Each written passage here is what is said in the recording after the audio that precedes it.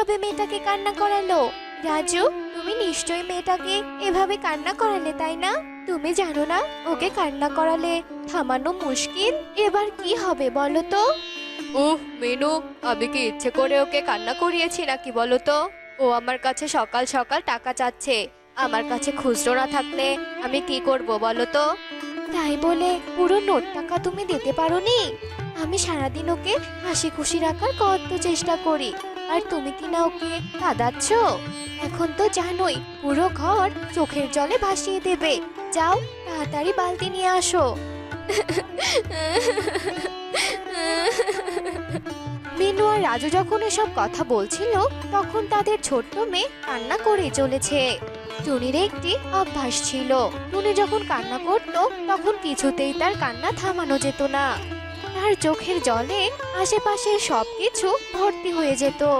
তাই টুনিকে কেউ কান্না করাতো না, সবাই ওকে হাসি খুশিতে রাখতো। কাঁদে না মা, আর কাঁদে না।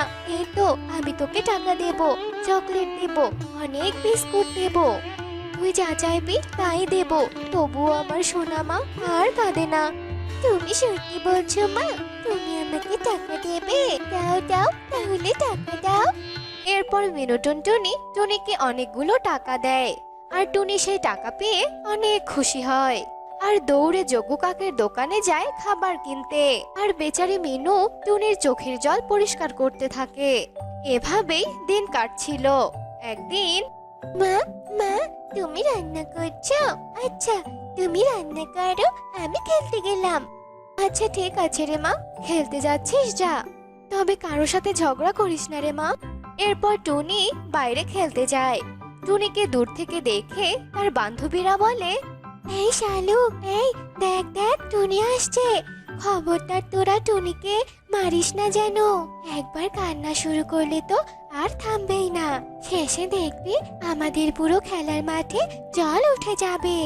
তুই ঠিকই বলেছিস কুহু, শেষে দেখবি আমাদের আর খেলাই হবে না। ওরা যখন এসব বলছিল, এমন সময় টুনি সেখানে আসে। ওদের সাথে খেলা শুরু করে দেয়। ওরা যখন খেলছিল, এমন সময় হঠাৎই পাউলের সাথে টুনির ধাক্কা লেগে যায়, আর টুনি মাটিতে পড়ে যায়। পারুল, তুই আমাকে এভাবে ধাক্কা মেরে ফেলে দিলি কেন? ফেলে দিলি বল। পারুল, তুই ভুল ভাবছিস রে। পারুল তোকে ইচ্ছে করে ধাক্কা মারেনি।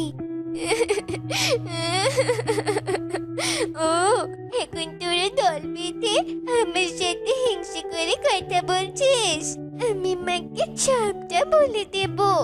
এসব বলে টুনি সেখানেই চিৎকার করে কান্না শুরু করে দেয়। আর টুনির কান্নাতে পুরো খেলার মাঠ জল দিয়ে ভরে যায়। আর পাখির সব ছানারা এত জল দেখে দৌড়ে সেখান থেকে চলে যায় আর মায়েদের কাছে কান্না করতে থাকে। কাঁদিস না আমার সোনা মা, দাঁড়া, আমি এক্ষুনি ওই মিনু দিদির বাড়িতে যাচ্ছি। ওরা কি শুরু করেছে, হ্যাঁ, সারাদিন শুধু কান্না আর কান্না। এই বলে কাকলি রেগে মিনু টুনটুনির কাছে যায়, আর সে বলে, এই যে মিনু দিদি, তোমার মেয়ে কি শুরু করেছে, হ্যাঁ? তোমার মেয়ের জন্য কি আমাদের ছানারা একটু শান্তিতে খেলতেও পারবে না? যেখানে সেখানে কান্না করে চোখের জলে ভাসিয়ে দেয়। কই, আমাদের মেয়েরাও তো কান্না করে, তোমার মেয়ের মতো তো চোখের জলে ভাসিয়ে দেয় না। আমি ঠিক জানি তোমার মেয়ে একটা অপয়া অলক্ষী। তুমি একটা অপয়া অলক্ষীর জন্ম দিয়েছো। আহা দিদি, আস্তে কথা বলো, মেয়েটা আমার ঘুমিয়েছে। আর তুমি ওকে অপয়া বলছো কেন? ও তো ঈশ্বরের আশীর্বাদ প্রাপ্ত হতে পারে, তাই না? থাক, আর বলতে হবে না। এমন চলতে থাকলে কিন্তু আমরা তোদেরকে এক ঘরে করে দেব। এই বলে কাকলি সেখান থেকে চলে যায়। আর এসব শুনে মিনু অনেক কাঁদতে থাকে।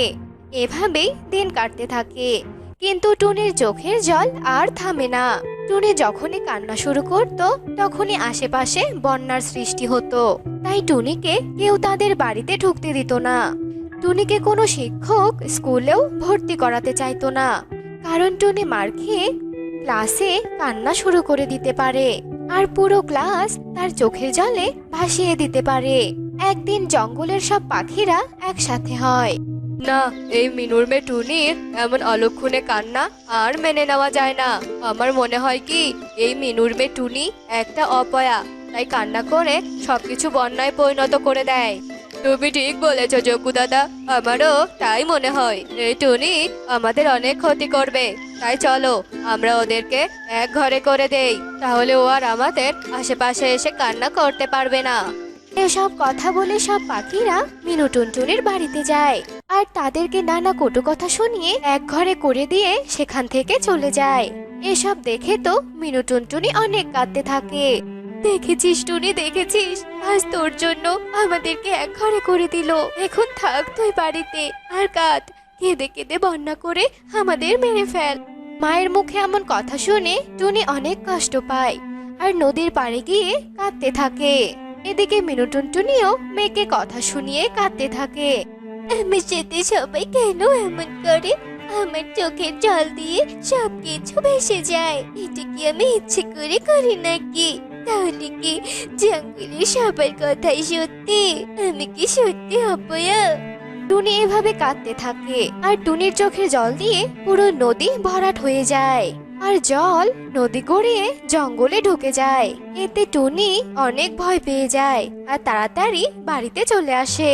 এভাবেই দিন কাটছিল। এদিকে টুনি বাড়িতে থাকায় মিনু টুনটুনি সবসময় টুনিকে হাসি খুশি রাখার চেষ্টা করত। এভাবেই দিনের পর দিন কাটতে থাকে। হঠাৎই গ্রীষ্মকাল চলে আসে। পুরো জঙ্গলে খরার সৃষ্টি হয়। পাখিদের পুরো জমি ফেটে চৌচির হয়ে যায়। সবাই এক ফোঁটা পানির জন্য হাহাকার করতে থাকে।